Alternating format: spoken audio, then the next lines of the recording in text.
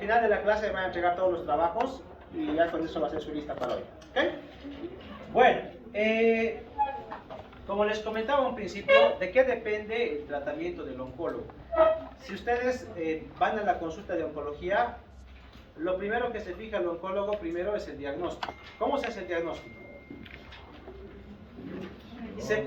Biopsia, ¿ok? ¿Se podrá hacer diagnóstico con imágenes, con una tomografía? ¿Ustedes qué creen? No, ya, no se puede. Por lo siguiente, tomen en cuenta que la tomografía es, por ejemplo, una fotografía, ¿ok? Una fotografía y una imagen.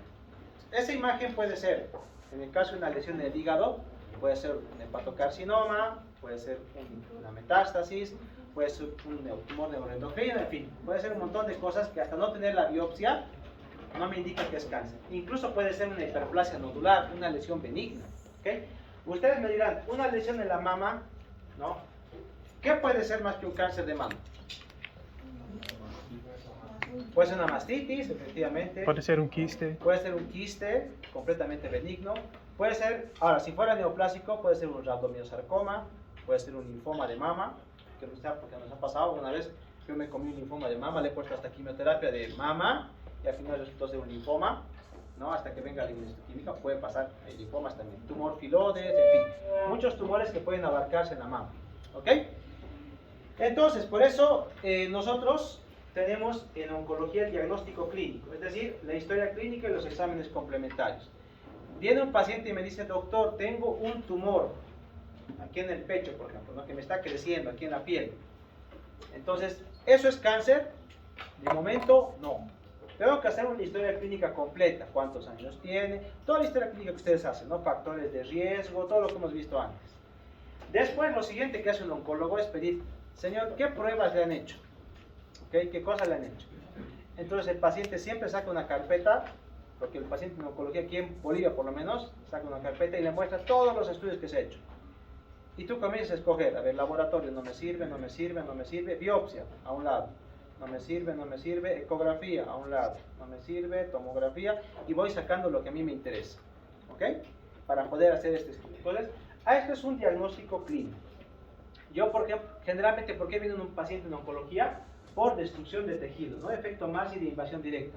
Tengo un tumor, doctor, que me está doliendo y que me está sangrando, ¿no? Ese es el efecto directo del tumor. Destrucción de tejido, obstrucción de vísceras gruesas, compresión, hemorragias, ¿no? Otros vienen por alteración metabólica nutritiva, es decir, vienen por pérdida de peso, básicamente. Doctor, estoy perdiendo pues 20 kilos en 6 meses, ¿ok? Entonces eso es otro síntoma que pueden tener, ¿no? O a veces síndromes paraneoplásicos, eso lo vamos a ver en la cuarta unidad. ¿Qué son síndromes paraneoplásicos? ¿Ok?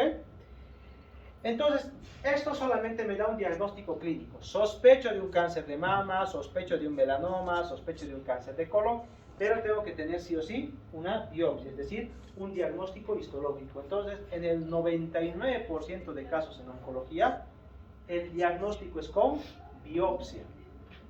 Si no tiene biopsia, ¿okay?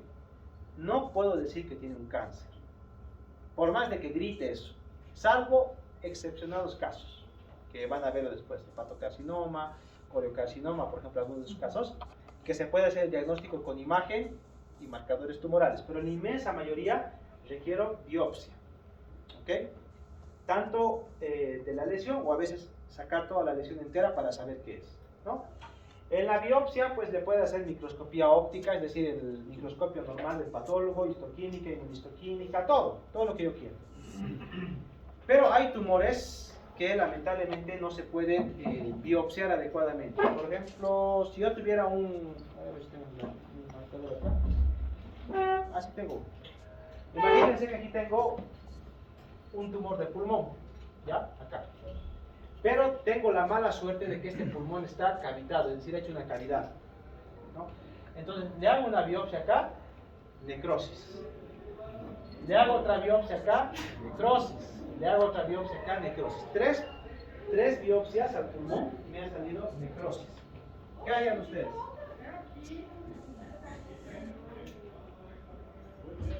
A ver. Si fuera tumor único, lo puedo resecar, ¿no? Le puedo resecar toda esta parte y ver qué cosa es. Al final tengo toda la muestra entera. Pero imagínense que es el típico paciente con cáncer de pulmón que está desnutrido, caquético, ha perdido 10 kilos en 3 meses. No va a aguantar una cirugía como esta. ¿Qué podríamos hacer? Pues en otros países hacen, bueno, esta PAF no vamos a decir, hacen lo que se llama biopsia líquida. Es decir, este tumor, todos los tumores en realidad sueltan células en la sangre, ¿ya? Pero esas células son difíciles de reconocer. Entonces tienes que sacar una muestra de sangre, centrifugarla, destruir las células y sacar el DNA de las células, o el RNA de las células, ¿no? Eso se llama células circulantes del tumor, ¿ya? O CTC se conoce mejor. Con eso, agrupo suficientes y digo, a ver, ¿cuál es su perfil genómico? Su perfil genómico corresponde a un cáncer de pulmón. Ah, ahí puedo tener también el diagnóstico. ¿Ok? La PAF me sirve para saber qué es cáncer o no, pero para el diagnóstico es muy difícil, porque la PAF, ustedes saben que es una PAF, ¿no? Una punción con una aguja fina, solamente saca células. ¿Ok? Y las células se pueden alterar. Es muy difícil hacer diagnóstico de cáncer solamente con células. Por eso, no se extrañen que alguna vez digan, ah, sí, hay un tumor en el pulmón, le hago una PAF y dice células neoplásicas. Y el oncólogo te va a decir, no, pasa. Necesita una biopsia. ¿Okay? Porque con el diagnóstico de las células solamente no puedo hacer correctamente el tipo de estirpe que tienes, el tipo de célula que es. ¿Okay? Entonces, estas tres son las más utilizadas, digamos. Hay otros tumores que sí, que se pueden hacer diagnóstico por marcador y por imágenes, pero son raros. ¿Okay? No son muchos. La inmensa mayoría necesitamos biopsia. ¿Ok? Ahora imagínense, a este mismo señor ya le hacemos las células circulantes en sangre o al final le sacamos y llegamos al acuerdo de que es un cáncer de pulmón. ¿Ok? ¿Cómo puedo decirle a este paciente que con la cirugía se ha curado o que requiere quimioterapia o que requiere quimioradio o que directamente ya es para cuidados paliativos? ¿Cómo puedo saber eso? Ahí con exámenes de imagen. Exámenes de imagen, muy bien. ¿Qué buscan los exámenes de imagen? Sí, sacar datos. Ya, todo eso que ustedes tienen en mente se llama estadificación, ¿ok? Y se hace a través de estos estudios que han dicho, estudios de extensión, ¿ok? Los estudios de extensión son todas las pruebas que nosotros hacemos para determinar el alcance del tumor, hasta dónde llega el tumor, ¿no? Hay tumores que están muy localizados, ¿no? Un tumor de mama de 2 centímetros no tiene ganglios, no tiene mediastinales, no tiene metástasis, entonces es un tumor localizado. Para llegar a ese diagnóstico a la paciente tengo que hacerle eco, mamografía, tomografía, probablemente una biopsia y una PAF, probablemente, ¿no? A un cáncer de colon, no, a un cáncer de colon le tendré que hacer una colonoscopia y una tomografía, más sencillo, ¿ok? Entonces los estudios son todos estos, los estudios de extensión son todas estas pruebas que hago para saber la extensión, la diseminación tumoral, el alcance del tumor, básicamente, ¿ok? Y la pregunta que siempre me hacen es, la puerta pero sí da la puerta, ¿ya? Sí. La pregunta que me hacen es, ¿se hacen las mismas pruebas a todos los pacientes? No, varían de acuerdo al tumor.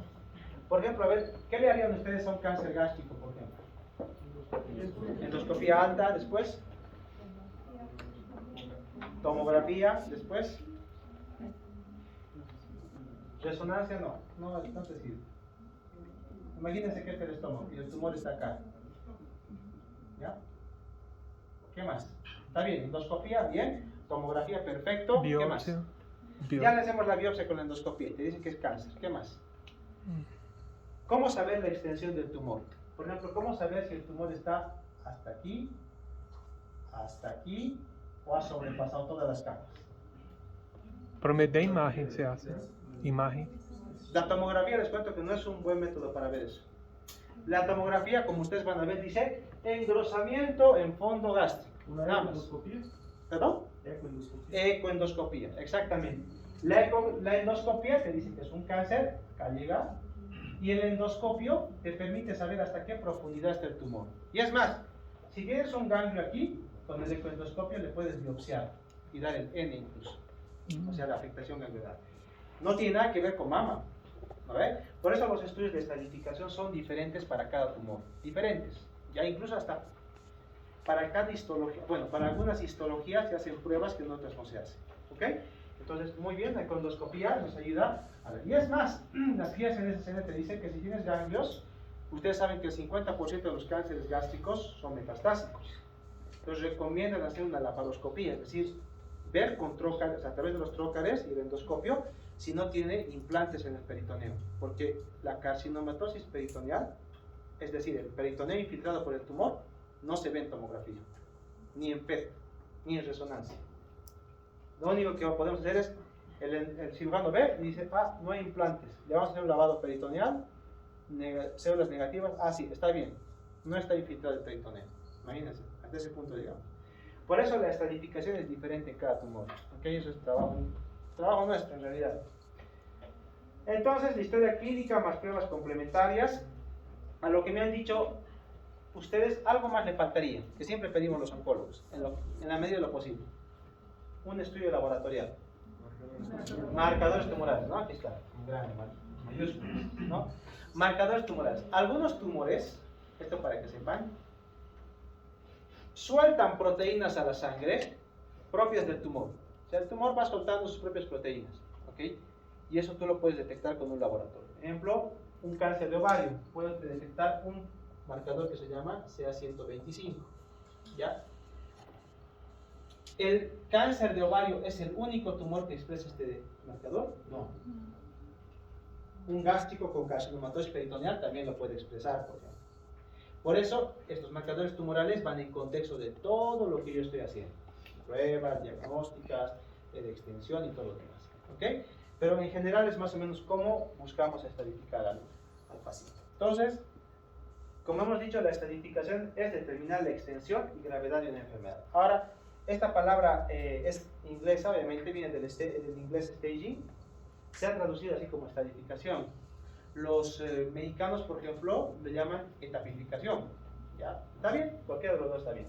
¿Okay? Y generalmente nos da unos estadios. ¿Okay? Los estadios que más les interesa a ustedes son de los estadios 1, que generalmente suelen ser muy localizados, hasta los estadios 4, que suelen ser metastáticos. Estadio 4 es sinónimo de metástasis, no siempre.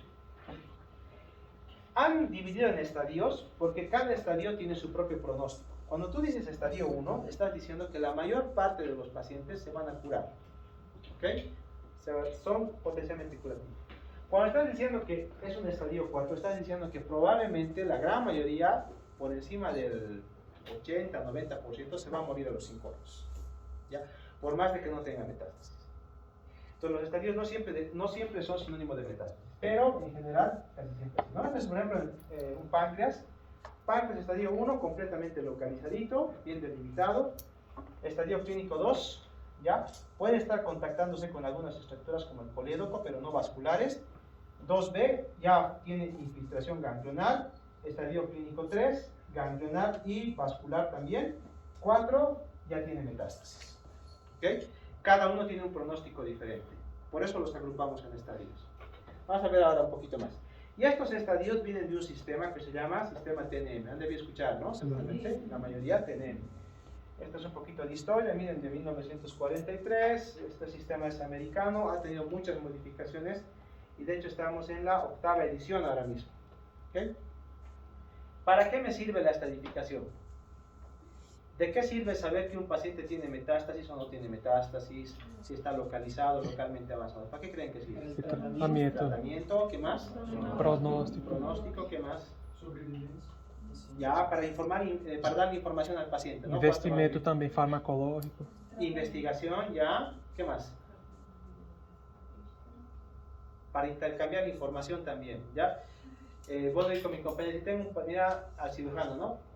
Mira, te cuento que tengo un paciente con cáncer de páncreas, estadio clínico 3, ¿ya? Y le he hecho tratamiento neoadyuvante. ¿Cuándo lo vas a poder ver? ¿Cuántos ciclos ha hecho? 4, ya, en 2 semanas. Listo. Conversación de 20 segundos.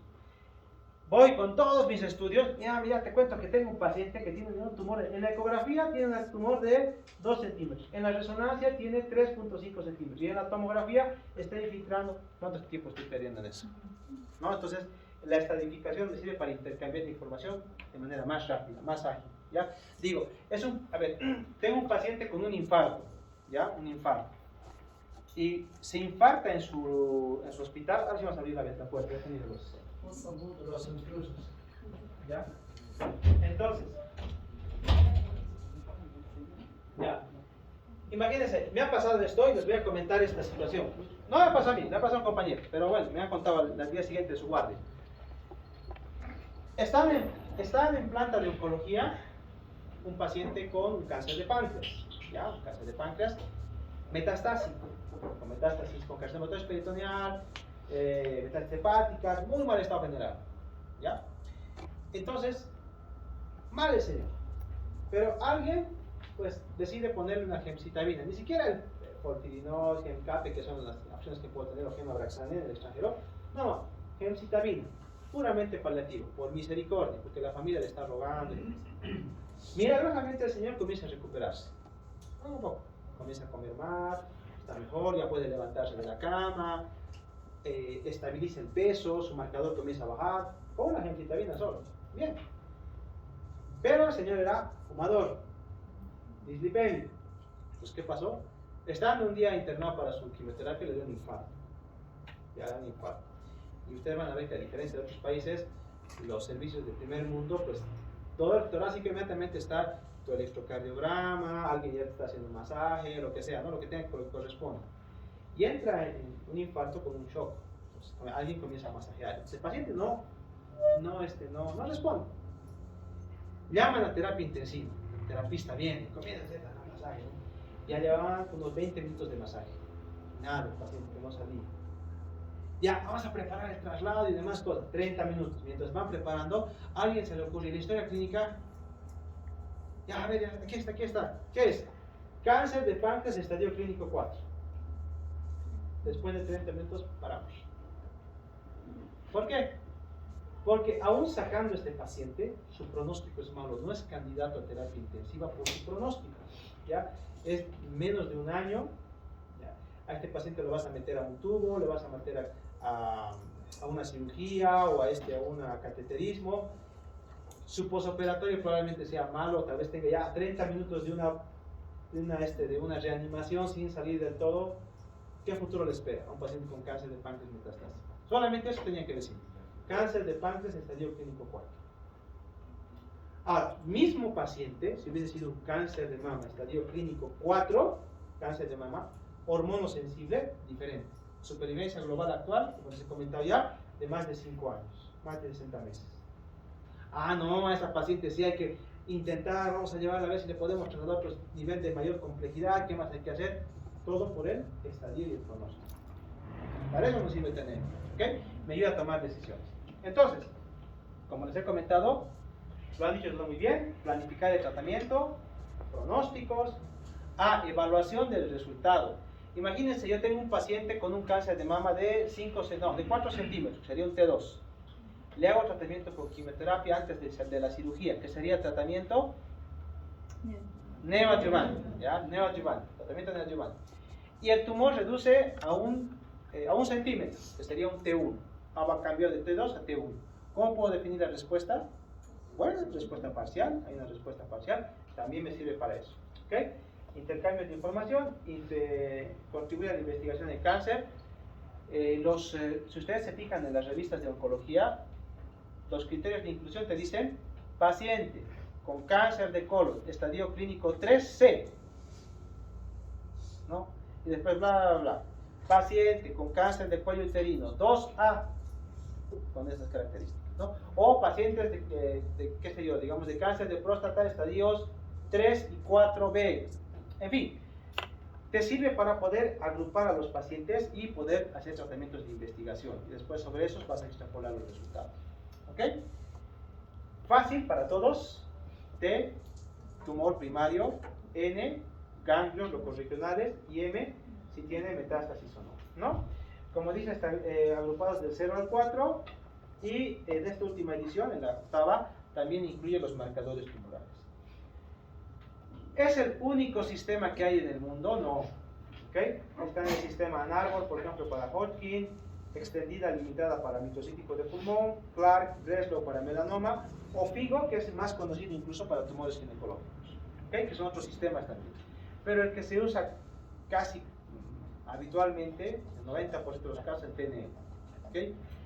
Incluso los tumores FIGO, antes utilizaba la clasificación FIGO para ginecológicos. ¿Qué hablamos de ginecológicos? ¿Cuáles conocen? Tumores ginecológicos. Cáncer de cuello uterino. Cuello uterino,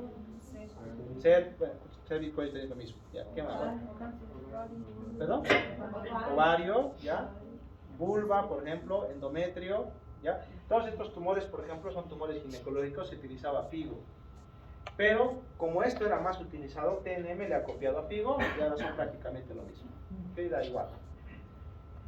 Ahora, no solamente pones T, pones unos subíndices, ¿no? Para saber el tamaño del tumor. Cada uno es diferente en cada tumor, ¿no? T0, T1, T2, T3, T4, por ejemplo, ¿no? N1, N2, N3, M0, M1. Hay tumores, por ejemplo, que sí tienen del T0 hasta el T4. Hay otros tumores que solamente tienen hasta el T3. Hay tumores que tienen N0, N1, hay otros que tienen hasta el 3, ¿no?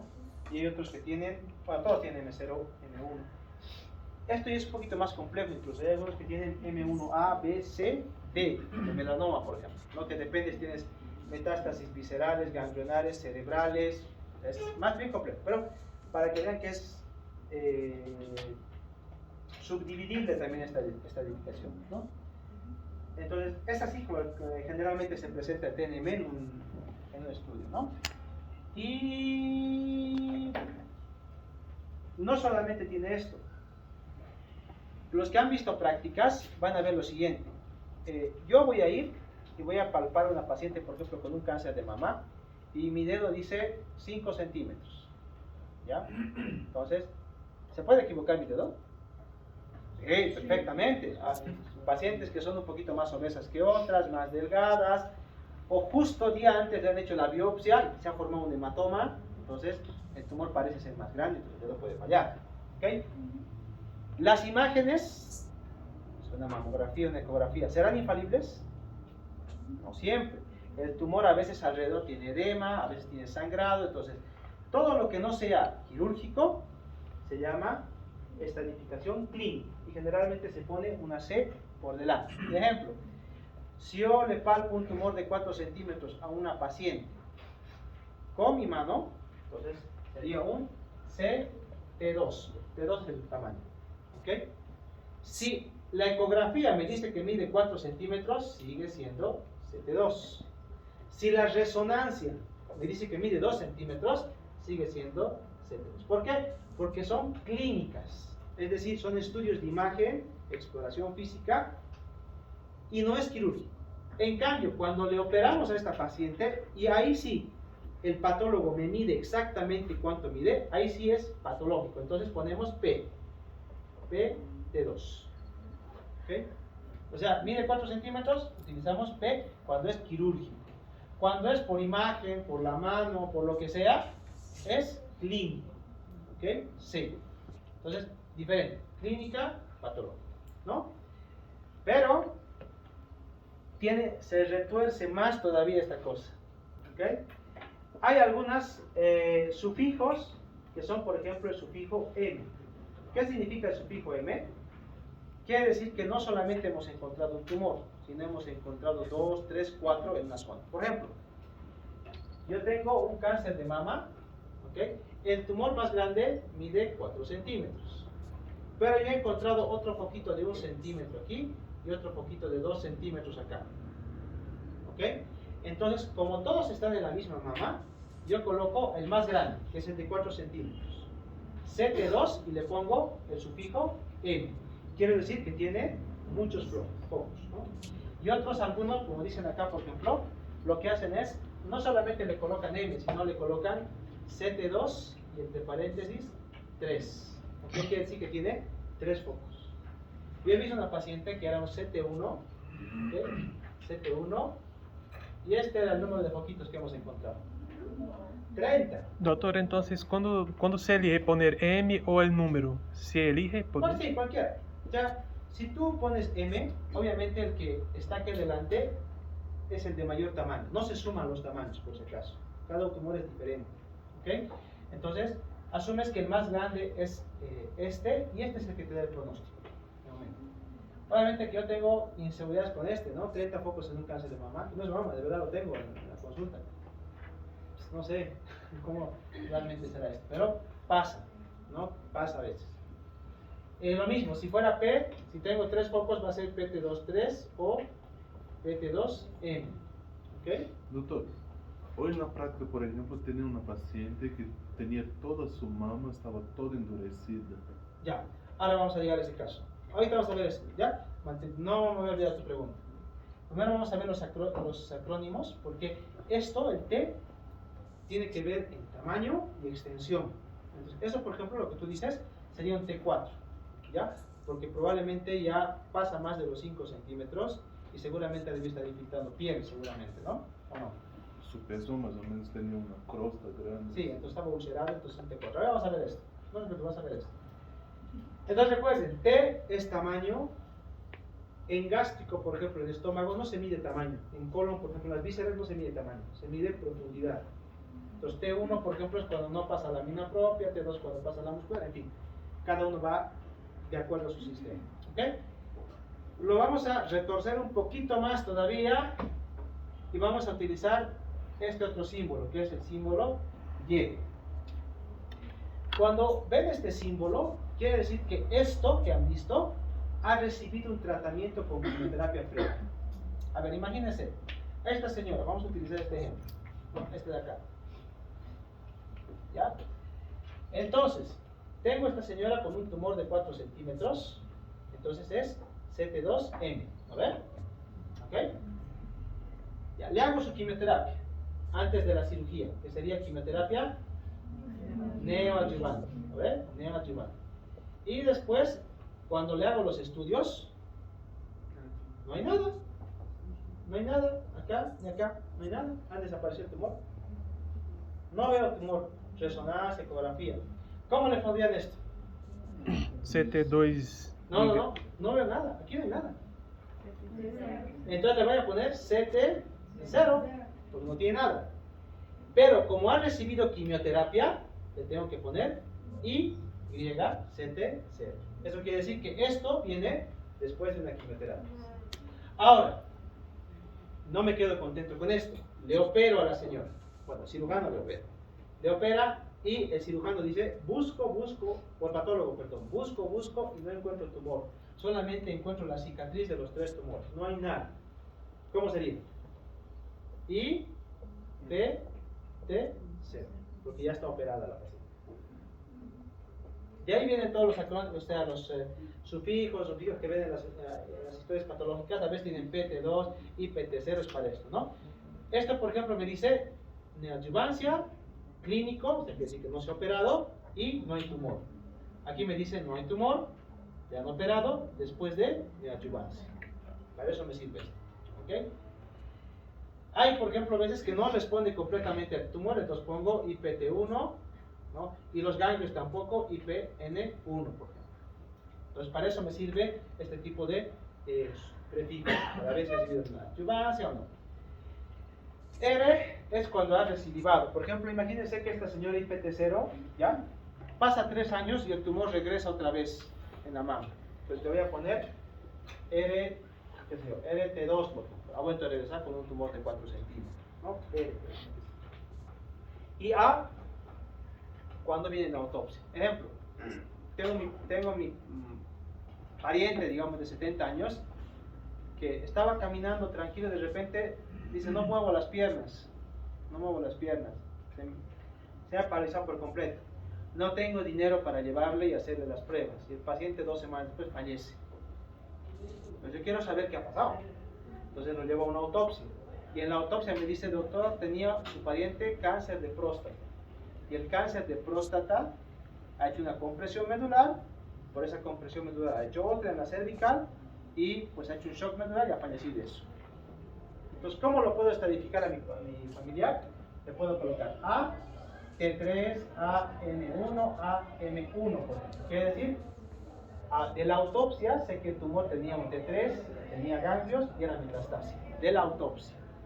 no puedo poner que es M, nada, sino que viene de una autopsia. Para eso me sirve el prefijo A. Doctor, entonces si después retornar ya no sería A, sería RT3 entonces. Claro, Sí. se viene después, ¿no? Pero si ha muerto y lo ves después de la autopsia, solamente A. ¿Ok? Ahora, esto pues es el pan nuestro de cada día.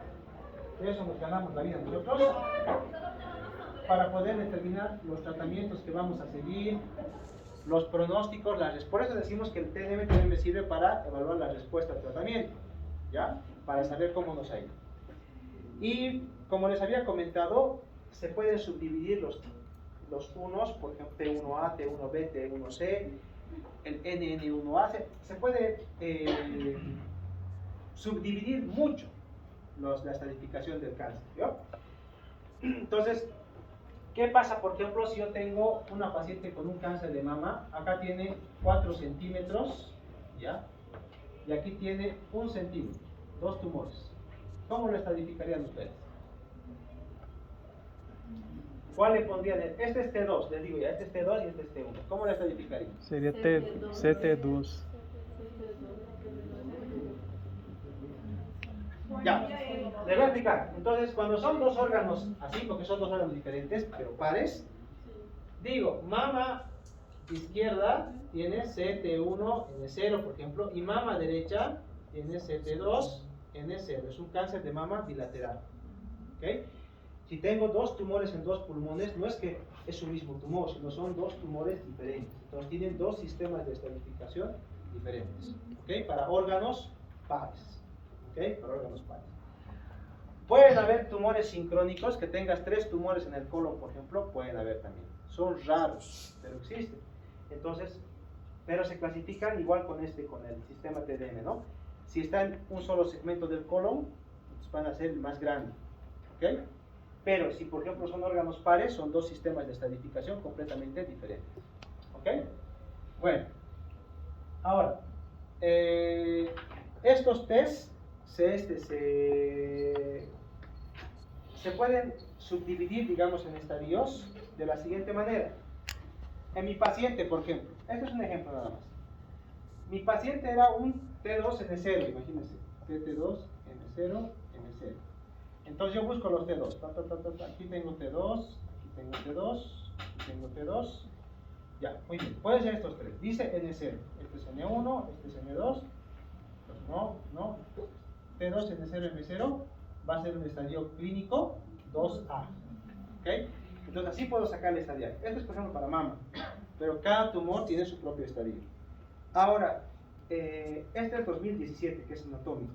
2018 lo tergiversa más todavía, porque ya depende de factores de biomarcadores, ya receptores hormonales, estrogénicos, progesterona, ER2, y por ejemplo, un T0, imagínense, este es un ejemplo nada más, un T0N1, ¿ok? Puede ser desde un 1B hasta un 2B, solamente por sus marcadores, por su grado tumoral. Es más complejo todavía la de la octava edición. Entonces, la diferencia, ¿por qué es importante esto? Porque esta es la que se está utilizando ahora, la octava edición. Entonces, ¿qué diferencia hay entre la octava y la séptima y todas las demás? Todas las demás eran anatómicas. Esta última edición incluye marcadores biológicos, ¿ok? No es solamente anatómico. Y bueno, esto es ya para nosotros. De esto solamente les voy a preguntar esto, el símbolo R, ¿ya? Que es diferente del otro. El otro R era, por si acaso, R minúscula, este es R mayúscula. R0, R1, R2 es lo más importante. Y les voy a explicar de una manera didáctica. Hay un tumor de ovario, ¿ok? Entonces, ustedes recuerden que son los dos ovarios, ¿no? Voy a dibujar ahí regular. Estos son las trompas, útero, ¿no? Cuello uterino y demás. Y el tumor está acá, ¿ok? Imagínense. Y en el reporte histopatológico, el tomográfico te dice que probablemente tiene implantes peritoneales alrededor del tumor de ovario. Viene el cirujano oncólogo, ¿ya? Y te dice el cirujano oncólogo, lo voy a sacar, sale, ¿no? Como dicen todos los cirujanos, sale. Y le opera. Sale del quirófano contento, su sonrisa de oreja a oreja, y te dice, hermano, lo he sacado todo. Todo. Te juro que he sacado todo. La paciente va a vivir. Bueno, veremos, dices tú, ¿no? Veremos. Entonces viene el reporte histopatológico y te dice el patólogo, pues es un tumor PT2, PN0, MX, porque no tiene los estudios de tomografía, y R0. Eso quiere decir que macroscópicamente y microscópicamente el tumor ha salido sin que los márgenes estén afectados por el tumor. Ha salido todo, en pocas palabras. Los márgenes están libres. ¿Ok? Eso es R0. Misma imagen, mismo patólogo, mismo cirujano, tal, misma sonrisa de oreja a oreja, y te dice, ha salido todo, hermano, todo ha salido. Y le dices, bueno, esperaremos el reporte. Y el patólogo te dice, está lo mismo, PT2, PT0, bla, bla, bla. El tumor contacta focal y microscópicamente el margen quirúrgico. O sea, hay un foco o varios focos microscópicos que solamente los ve el patólogo. Eso se llama R1. ¿Okay? Y mismo paciente, mismo quirófano, mismo cirujano. Esta vez el cirujano sale con la sonrisa invertida. ¿Ya? Y te dice, no salí, hermano. No salí, estaba todo. Te dicen, ¿no? Está todo pegoteado, estaba todo congelado, no podía sacar, estaba infiltrando urea, todo pedazo, te dicen, ¿no? Ya. Bueno, ni modo, vamos a ver qué dice el patólogo. Y el patólogo te dice, márgenes comprometidos macroscópicamente y microscópicamente. Entonces es un R2. El cirujano ya tanto macroscópicamente, o sea, viendo ya sabe que no ha sacado todo. Y el patólogo te lo corrobora. Entonces puede ser, por ejemplo, como les dije, IPT2, IPN0, MX, R1, que es diferente. ¿Ok? Quiere decir que está bien, ha sacado, ha habido una buena respuesta a la neoadjuvancia, pero los márgenes están focalmente o microscópicamente comprometidos. ¿Y eso me sirve? Sí, porque después tengo que decir, señora, tengo que darle más quimioterapia, tengo que darle más radioterapia, o tengo que darle radioterapia, no vale lo mismo, pero más quimioterapia seguro que sí. ¿Ok? Entonces, para eso me sirve todo eso. Bueno, ahora vamos a ver algunos ejemplos. Vamos a ver. ¿Ok? Este ejemplo vamos a ver para que ustedes hagan su estratificación y me digan. Es un ejemplo bien sencillo, pero es muy práctico para esto. ¿Ok? Bueno, tengo un paciente, en mi práctica deben conocer a este paciente. 69 años, diabético, con tratamiento con metformina, fumador. Recuerden que el tabaco también predispone a cáncer renal, igual que la obesidad, de ahí la diabetes. Y como viene un cáncer renal, habitualmente con hematuria, ¿no? Pues, tiene hematuria intermitente, macroscópica, y se va al especialista, que es el urólogo. ¿Okay? El urólogo le hace lo que todo urólogo tiene que hacer, le repite otra vez el examen, le dice, te vas a cistoscopía, pero te pediré una ecografía primero. ¿Okay? Y en la ecografía dice, lesión en parénquima renal izquierdo, de aproximadamente 8 centímetros de diámetro, es un tumor grande. Se asusta, con toda razón, el urólogo, le pide una tomografía, ¿no? No creo que se asuste, pero bueno, le pide una tomografía. Y en la tomografía dice, hay una lesión renal, acá está, fíjense cómo es el riñón, acá, su bordecito bien definido, bien separadito de las otras estructuras, en cambio aquí tiene una masa que disrumpe totalmente su corteza. Esta lesión dice, mide 8 por 5 centímetros, capta contraste, pero aparentemente no está infiltrando ninguna otra lesión. No está infiltrando, miren acá, aparentemente no está infiltrando ni estructuras vasculares, nada, ¿no? Y le revisan pulmón, hígado y no hay nada. ¿Ok? Entonces no tiene extensión a distancia, pero la masa mide eso. Le opera, ¿ok? Está bien indicado. Y saca esto, ¿ya? Este es el tumor que ha sacado. Entonces 8 por 5 centímetros, nefrectomía izquierda más linfa, y dice, es un cáncer, carcinoma renal de células claras de 8 centímetros, infiltra y sobrepasa la fascia de Gerota, contacta la suprarrenal, y de los 6 ganglios que le ha sacado el urólogo, ninguno está infiltrado por el tumor. ¿Ok? Para ustedes, ¿cómo ha ido la cirugía? ¿Bien o mal? Bien, ¿no? Ha sacado todo el tumor, en la tomografía no hay metástasis, ¿no? Entonces sería un PT4. Ahora vamos a ver eso. ¿Ok? He ahí el TNM. ¿Ok?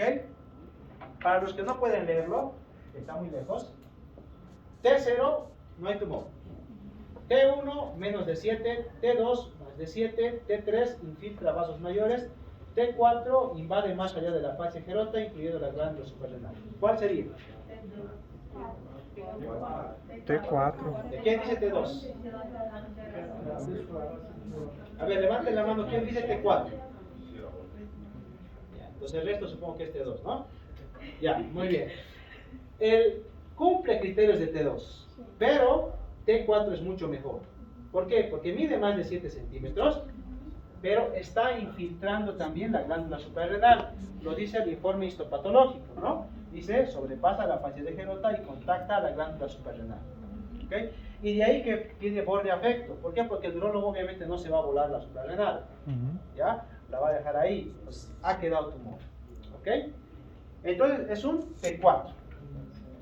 ¿N0 o N1? N0. N0, efectivamente. Y M0. M0, no tiene mitad. ¿Ok? Y aquí ustedes pueden poner incluso P. PT4, ¿no? PT4. PT4, PN0.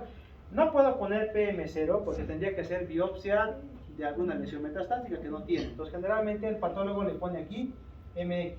Doutor, se por exemplo tivesse metástase, poderia dizer PM1 não existe isso? Puedes decir si has biopsiado la metástasis.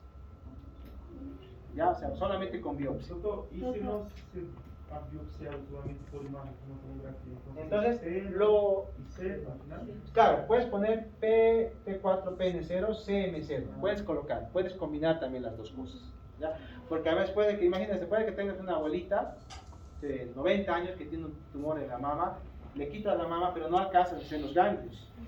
¿Ya? Porque por comorbilidad, por todo lo que sea, pues le puedes colocar perfectamente C también. Que sea PT4, CN2, M0. ¿No? Y, ¿perdón? Porque hizo cirugía. No, esta es cirugía, pero no hizo quimioterapia. Ah, Ya la Y es para quimioterapia o tratamiento antes de la cirugía. ¿Ok? Por eso no lleva Y. Doutor, então se não ponesse nada M, M0, M1, você estaria bem também, não? De hecho, como la mayoría de parte de los oncólogos no quieren hacerse líos por eso, ponen así, como ustedes dicen, sin C, ni T, ni N, ni P, nada. Solo M1 o 0. Con lo que sea, ¿no? Y de hecho es más, evitan colocarse todo esto y se colocan directamente el estadio, 4, 3, no. Bueno, pero yo creo que la sensación de todo el cursor es de que el cirujano ha hecho todo lo que ha podido y ha resecado gran parte del tumor. No hay ganglios, entonces su pronóstico no debe ser tan malo, ¿no? Pero para eso nos sirve la estadificación. Entonces, quedamos en este, T4, y nos vamos ¿cómo se llama? Al sistema TNM. Y el sistema TNM, como les he dicho, es diferente para cada tumor. Para renales T4, si es T4, cualquier N y M0 es un estadio clínico 4. O sea, tiene el mismo pronóstico que si fuera metastásico. ¿Qué les parece? Que é malo. Mal, muy mal. Y de hecho, cuando tú vas a las curvas de supervivencia, los estadios clínicos 4, miren, al año solamente están vivos el 34% de los pacientes. A los 2 años el 19%, a los 3 el 13%, 4 10%, y a los 5 años un 8% nada más de los estadios clínicos 4. Ahora mi pregunta es, con esta patología, entonces tú te quedarías tranquilo y dijeras, ¿cuánto en 3 meses?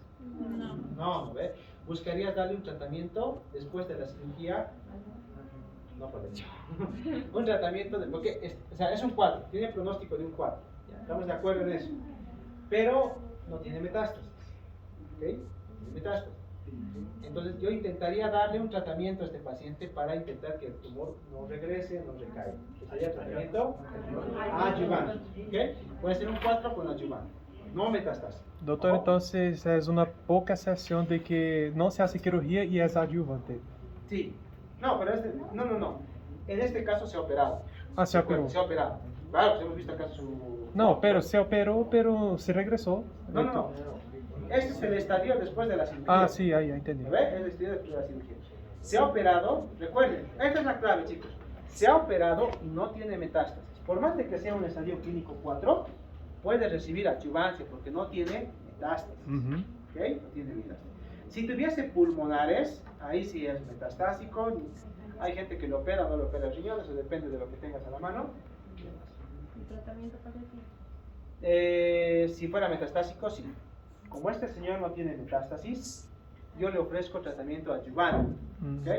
Tratamiento adyuvante que hace no mucho tiempo se ha aprobado, que es el tratamiento de inmunoterapia. Han probado de todo: quimioterapia, quimioresistente, radioresistente, la terapia dirigida con sunitinib, pazopanib, no ha mejorado la supervivencia. Entonces en estos pacientes ahora se hace adyuvancia con inmunoterapia. Y que sí ha demostrado que aumenta un poco más. ¿Perdón? ¿Sus cubre eso? Acá no. Horrible. No. 33.000. Sí. Aquí es carísimo. Por 2 a 3 años. ¿Ya? ¿Carísimo? ¿Qué? No, cada mes. Imagínate. Son como $5,000 al mes. ¿Quién tiene tanta plata? ¿No? Pero, obviamente, en otros países se cubre.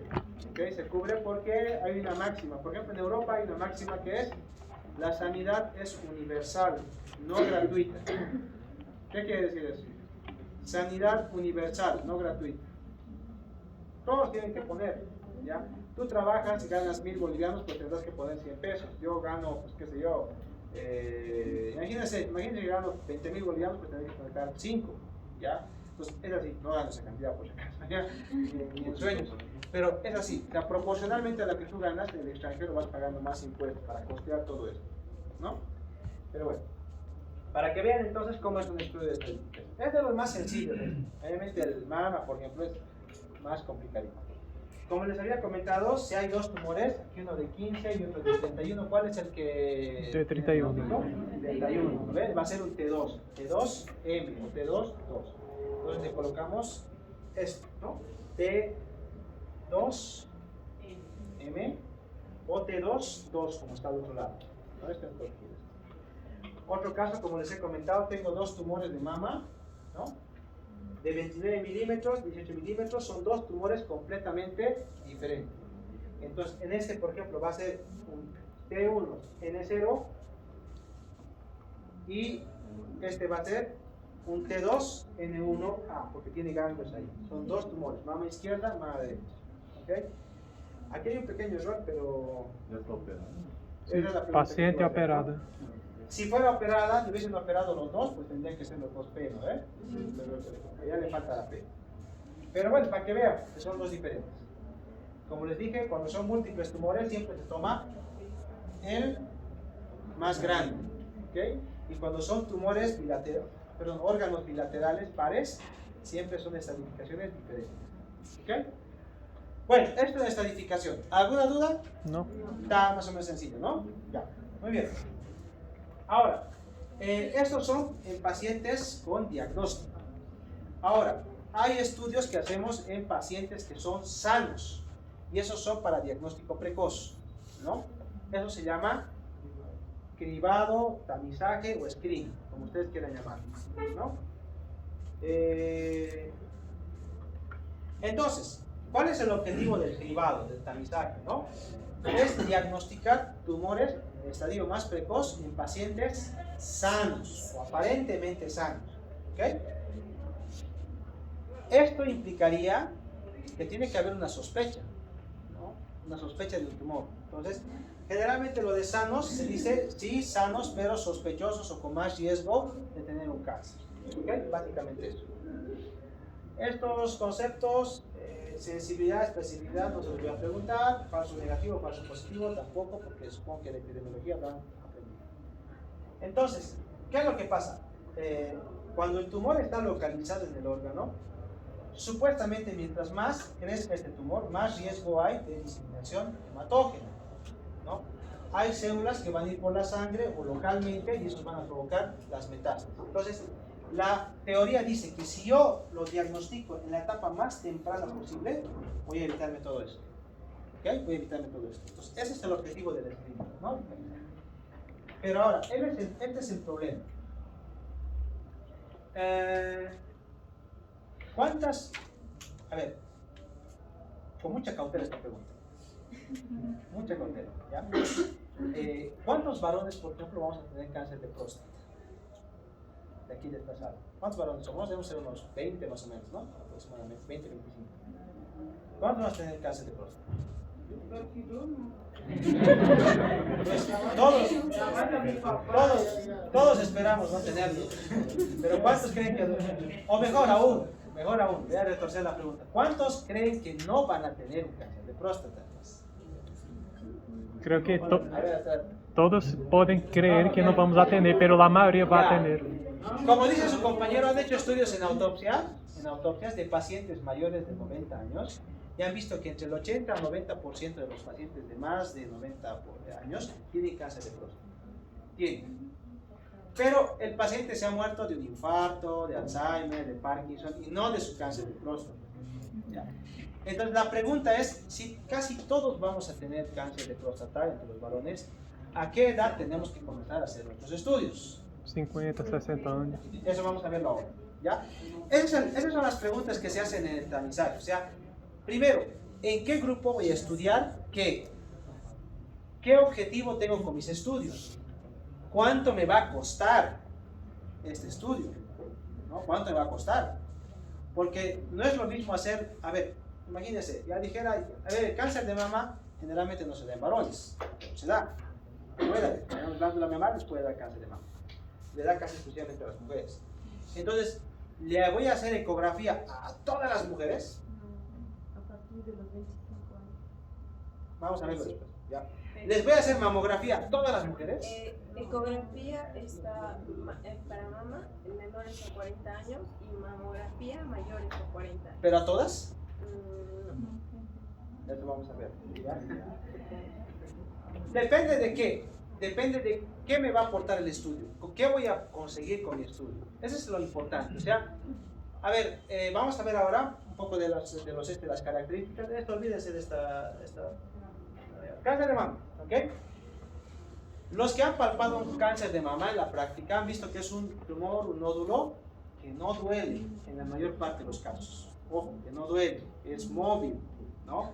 A veces tiene invaginación del pezón, a veces no. Se ve como una asimetría en la mama. A veces el paciente te cuenta que sangra un poquito, a veces no. Pero la mayor parte de las veces no duele, ¿ok?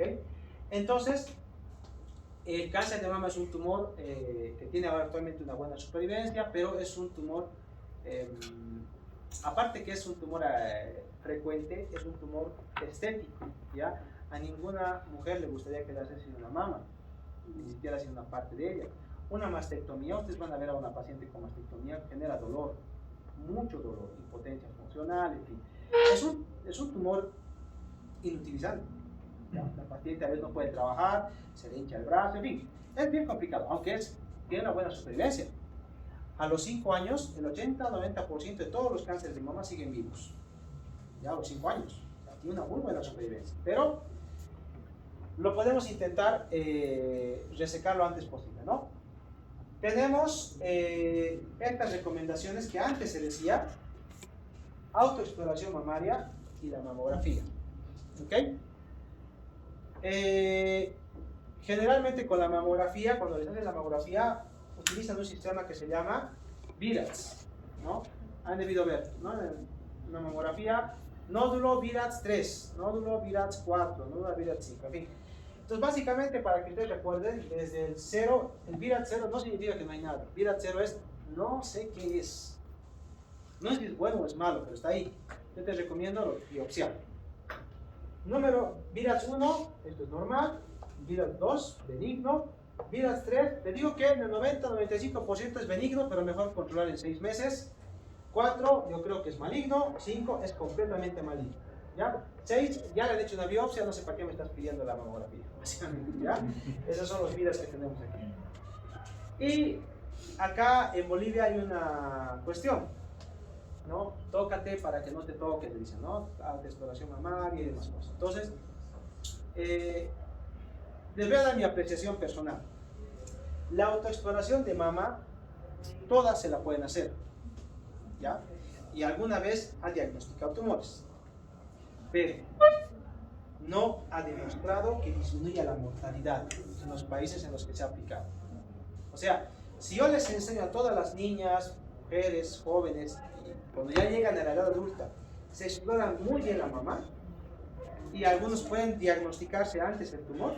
Cuando revisan sus mortalidades son iguales que las que no la han practicado. Es la misma mortalidad. Entonces, lo único que sí provocan es aumento de falsos positivos, porque la señora dice, me he palpado esto, doctor, mira este nodulito que está aquí, ¿cuántos años tiene? 6 años, pero le palpo toda la vez. Ya, le voy a biopsiar, ¡pam! Mastopatía fibroquística. Entonces aumenta los falsos positivos. ¿Ok? Entonces, ¿cuál es mi pregunta, mi apreciación? Si no disminuye la mortalidad, ¿para qué lo hacemos? ¿No? Hay una corriente que dice, bueno, es mejor que nada. Bueno, pero la autoexploración, la exploración de la mamá requiere educación, requiere entrenamiento. Y ustedes dirán, entonces, ¿qué pasaría si combino la exploración de la mamá, pero hecho por un oncólogo o por un ginecólogo? Pues han hecho estudios en eso. ¿Cómo creen que ha salido? Lo mismo. No aumenta la supervivencia, no disminuye la mortalidad, perdón, no disminuye la mortalidad. O sea que si yo me dedicara solamente a explorar mama, dice que mama es la patología que más conozco, mis ratios de mortalidad van a ser los mismos que si no se explorara a la paciente y viniera igual directamente a la consulta solamente para su mamografía.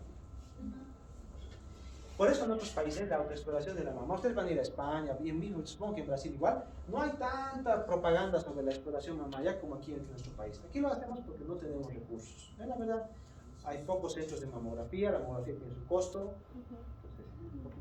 ¿Okay? Entonces, tanto la autoexploración de la paciente como la exploración por un especialista no ha demostrado disminución de la mortalidad.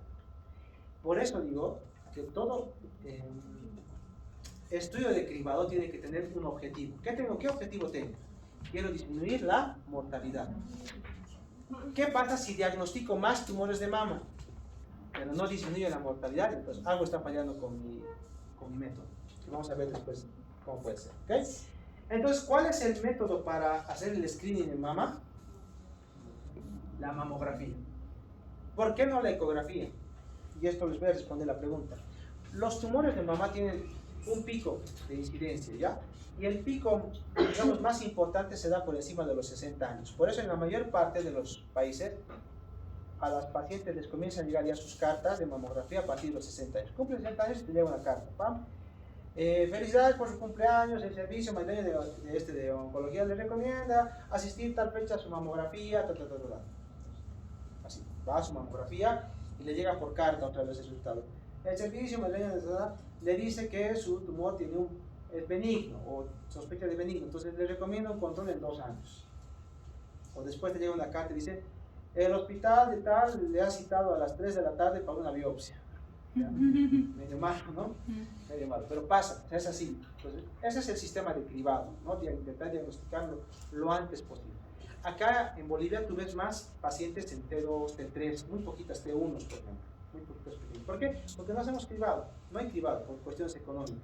En cambio tú te vas en el extranjero, la mayoría son T1, T2, que son para cirugía, hormonita, muy poca quimioterapia, ¿no? Porque los detectan en estadios precoces. ¿Okay? Bueno, y la ecografía no se utiliza habitualmente como método de cribado porque en mamas densas, que tienen mucho tejido, pues es muy confuso, ve más de lo que debería. Entonces generalmente hacen mamografía y si sale positivo, si es sospechoso, recién le hacen ecografía, mamografía más biopsia.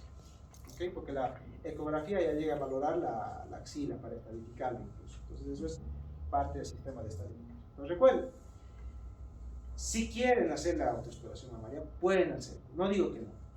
¿Ya? Pero recuerden esta salvedad. No disminuye la mortalidad. Ahora, ¿es mejor que nada? No sé. ¿Ya? No sé. Si me preguntan, ¿es que me gusta hablar con datos? No sé. Yo no iría en contra de eso. No diría, no haga. Gusta, hágalo. Pero sabiendo eso. ¿Ok? Cáncer de cuello uterino. Otra patología frecuente en mi país, muy prevalente. Obviamente, ¿por qué está provocado la mayor parte de los cánceres de cuello uterino? Virus del papiloma humano, ¿no? Enfermedad de transmisión sexual, y tiene una característica que se expresa en el cuello uterino, que es un tejido escamoso. Entonces, hay una prueba de citología Una prueba de citología que intenta determinar si hay células neoplásicas acá en el cuello uterino, que es el Papa Nicolau. A ver, el Papa Nicolau ha disminuido la mortalidad, de hecho es una técnica probada, sencilla, de citología, que disminuye la mortalidad, ¿ok? En estadios precoces. ¿Por qué? No solamente diagnostica cáncer, sino diagnostica lesiones premalignas, NIC 1, NIC 2, incluso si tienes una displasia aquí, le puedes decir a la señora, bueno, no se va a operar, pero sí le podemos hacer una conización, ¿no? Quitar un conito de eso y le podemos prevenir que esa lesión se vuelva cáncer, que la quitamos, ¿ok? Entonces, es eso. Entonces, bueno, yo supongo que van a hacer la atención primaria, ¿cómo se hace un Papa Nicolau? Bueno, vamos a ver. Entonces, hay displasias leves, moderadas, graves. Ya las graves obviamente ya son para intervención quirúrgica, ¿ya? Sobre todo, intentar ser lo más locales posible, ¿no? No hay otro método que haya demostrado mejorar esto. Han intentado hacer resonancias, estaban en estudio ecografías transvaginales, ninguno. Todavía sigue teniendo Papa Nicolau, ¿ya? Y las que tienen hace unos 3, 4 años, no, más tiempo, unos 7 años debe ser. Hay un estudio hindú que salió en el ASCO del 2015, creo que era, 2006, donde a esta técnica le añadían algo más. No me acuerdo qué tinción era, y aumentaba todavía mucho más el diagnóstico precoz y mejoraba incluso la supervivencia de las pacientes. ¿Okay? Las técnicas del tercer mundo, pero que son efectivas, ¿no? Cáncer de próstata. ¿Ok? ¿Cómo puedo diagnosticar antes un cáncer de próstata? Así que les dé la clave. A ver, díganme, ¿qué mitos han encontrado del cáncer de próstata? ¿Cómo diagnostico antes un cáncer de próstata? Tacto rectal. ¿Qué más? PSA. ¿Qué más? Histórico familiar. Ya, está bien. Por una parte de los factores, está bien, ya. ¿Algo más? Pero esto no sería solamente hallazgos que podría llevar a nosotros pensarnos en un cáncer, porque la confirmación solamente a través de biopsia. De biopsia, exactamente. Pero igual que en el cáncer de mama y el cuello uterino, vas a meter a un grupo que está sano para intentar diagnosticar lo más precoz posible, ¿no? ¿Cuál es el mejor método? El mejor método es el PSA. ¿Ya? PSA. Así que, alivio chicos, no es para todos el tacto rectal, ¿ya? ¿Por qué? Primero, igual que la exploración en cáncer de mama, el tacto rectal requiere ser hecho por un explorador con mucha habilidad y mucha experiencia. Y segundo, el hecho de que te exploren la próstata y no detecten un nódulo no significa que no lo tengas. Pues se ha visto que entre el tacto rectal y el PSA es mucho más sensible el PSA. ¿Okay?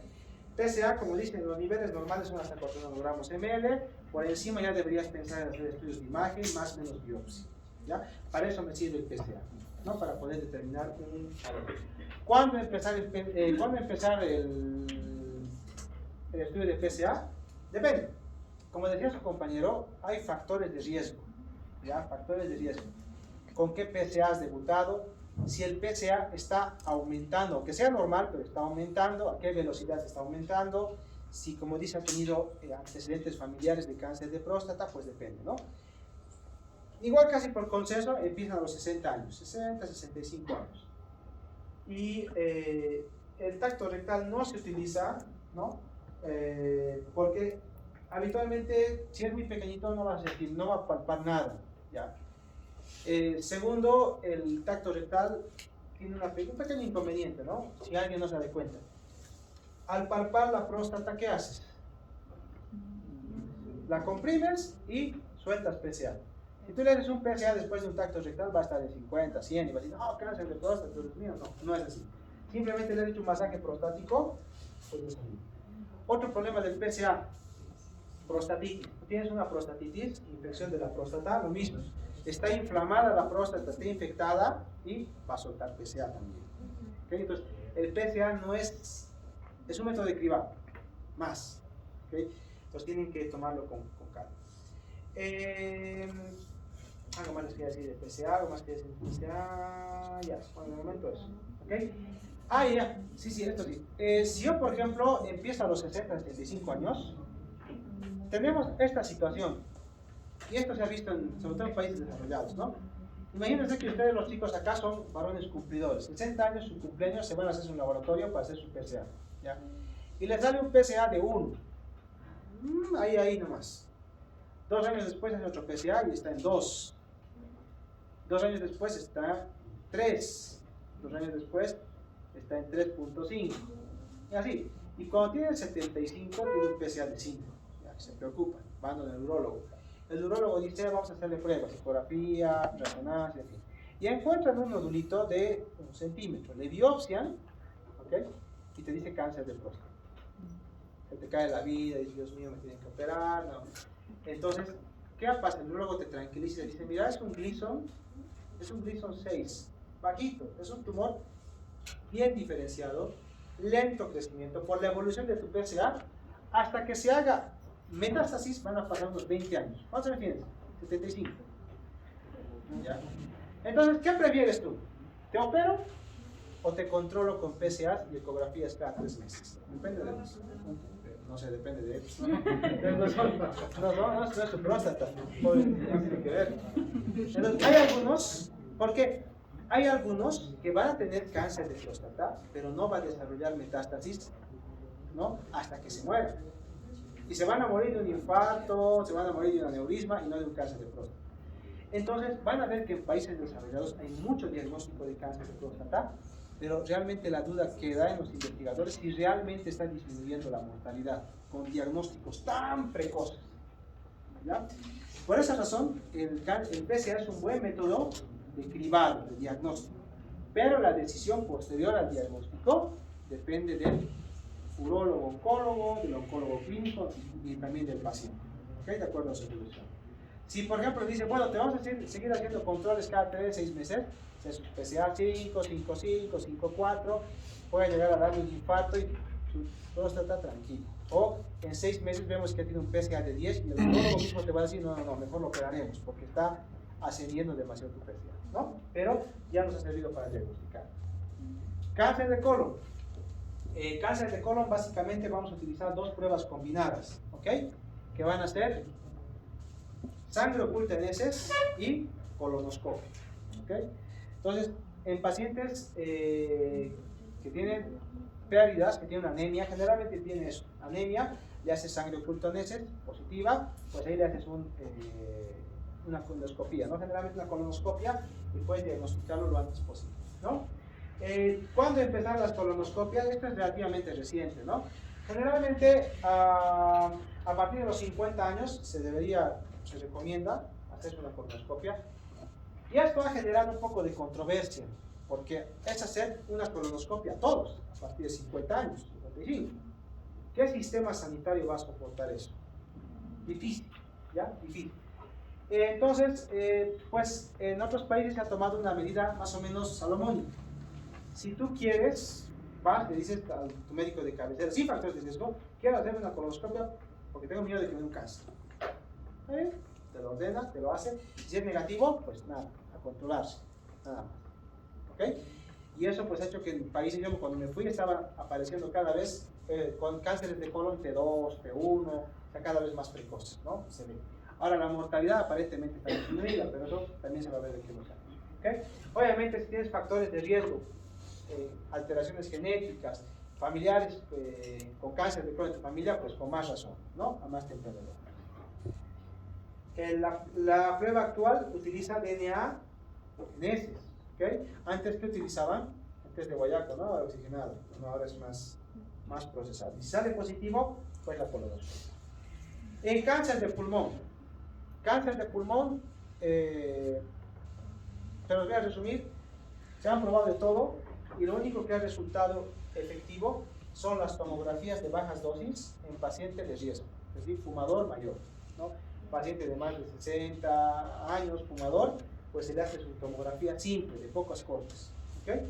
Y generalmente ven nódulos y eso sí ha demostrado disminuir la mortalidad. El estudio holandés y un estudio americano han demostrado que disminuye la mortalidad entre un 14 a 20% más o menos la mortalidad, ¿okay?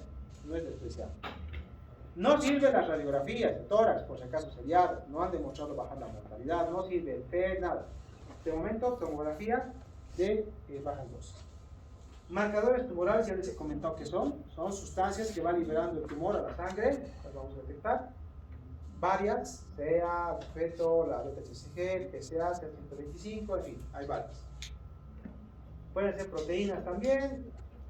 Hay varios tipos de marcadores tumorales, muy específicos y sensibles, como la beta-HCG, muy sensibles y específicos, pero de manera variable, como el PSA. Recuerden, el PSA no solamente se eleva por el tumor, masaje prostático, prostatítico, y de muy baja especificidad todos estos. Por ejemplo, el lactato deshidrogenasa, la LDH, se utiliza en melanoma, pero también puede estar elevada por ejercicio físico, hepatotoxicidad, en fin, un montón de infartos. Entonces, si es tan variable los marcadores tumorales, ¿para qué me sirven? Les voy a dar un ejemplo. El CA125 es un marcador de cáncer de ovario. No me sirve para diagnosticar cáncer de ovario. Ojo. ¿Ok? Entonces, ¿qué hago con él? ¿Para qué me sirve este marcador? Pues a esta pacientita me viene con un cáncer de ovario estadio clínico 3 con carcinomatosis peritoneal. Me dice, tiene 138 de marcador tumoral. El diagnóstico. Muy bien. Me dice el cirujano, no la puedo operar. Está muy extendido su tumor. Dale quimioterapia antes de la cirugía, que sería quimioterapia neoadyuvante. ¿Okay? Quimioterapia neoadyuvante, 138 de marcador. Le doy el primer ciclo de carboplatina paclitaxel y el siguiente ciclo está en 38. Siguiente ciclo, 18. Siguiente ciclo, 12, 14, 14. ¿Cómo ha ido mi tratamiento? Aparentemente bien. Entonces, el marcador tumoral me sirve para pronóstico y para evaluar mi respuesta. Si está yendo bien el marcador tumoral, probablemente la paciente va a poder operarse después. ¿Ok?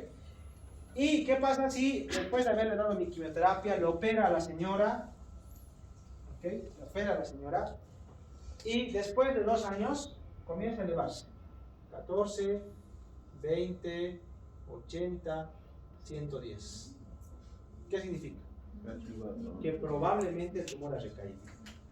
¿Okay? Para eso me sirve el marcador tumoral. No me sirve para diagnóstico. ¿Okay? Pronóstico, respuesta al tratamiento, recaída, y en algunos de los pacientes me sirve para escoger un tratamiento. Cáncer de colon con un CA elevado, por ejemplo, me va a decir que es mejor darle quimioterapia que no darse. ¿Okay? Y estos son ejemplos de dónde podemos encontrar. Los que les he mencionado al principio son los más frecuentes, ¿okay? Los que utilizamos acá. ¿Okay? Y acá, por ejemplo, tiene más o menos las localizaciones de los marcadores tumorales. Hay algunos que no utilizamos, por ejemplo, la cifra está en todas las guías, pero nadie lo utiliza, ni en Europa siquiera. ¿Ya? ¿Por qué? Porque es muy difícil de procesar y no está muy bien validado. ¿Ok? Listo, eso es todo, chicos. Me entregan, por favor.